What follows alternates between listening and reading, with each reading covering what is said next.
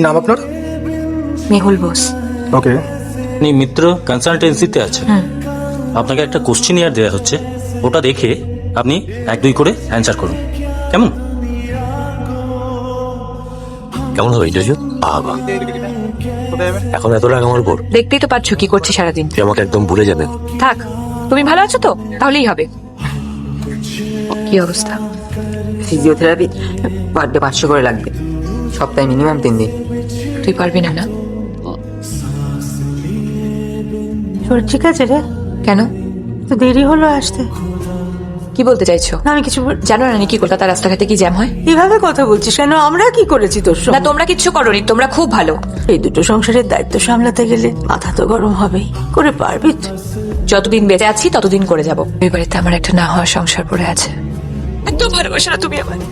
আমি কিভাবে বেঁচে আছি জানলে না একবারও। জীবনটা ছাড়কার হয়ে গেল এটা।